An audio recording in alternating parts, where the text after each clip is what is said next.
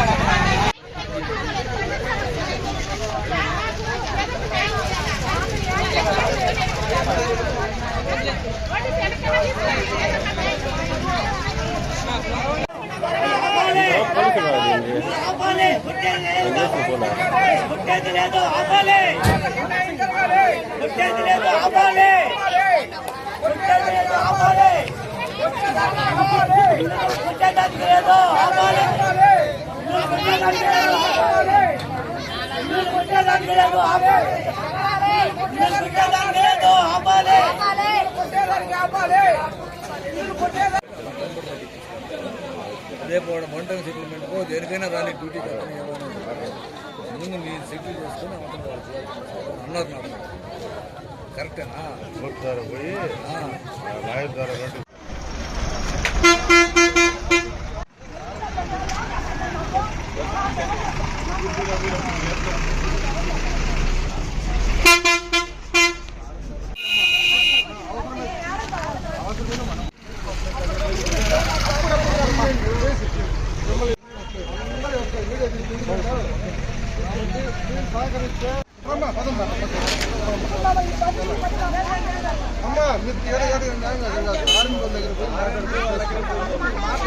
అనవసరంగా మీరు నేర్చుకుంటారు.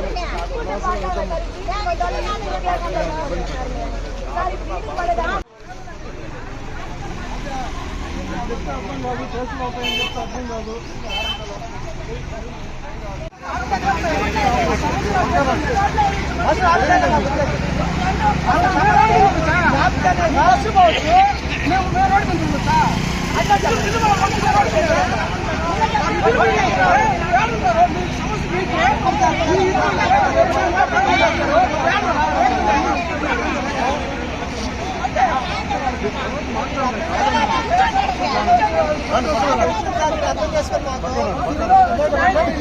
పక్కరండి.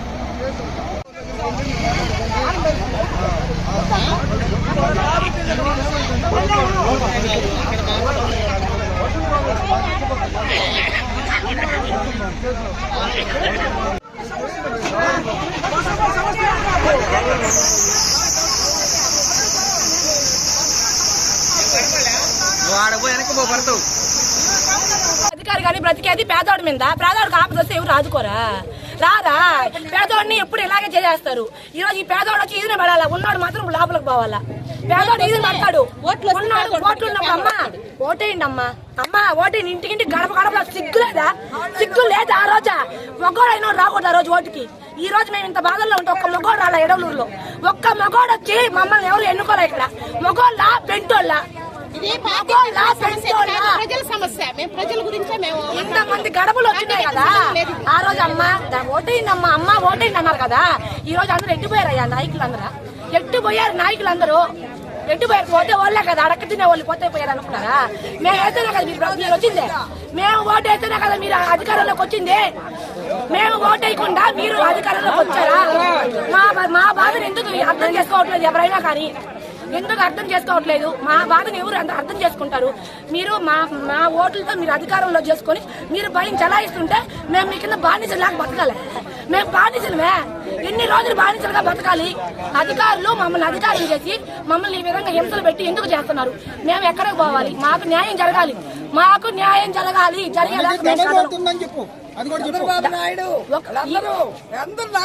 అందరూ కూడా కలిసి మాకు న్యాయం చేశారు. ఏం చేశారు? మా వల్ల బాగుపడ్డోళ్ళు అందరూ. మేము వేసిన ఓట్లతో బాగుపడ్డోళ్ళు అందరూ ఈ రోజు ఒక్కరు కూడా మాకు న్యాయం చేయలే.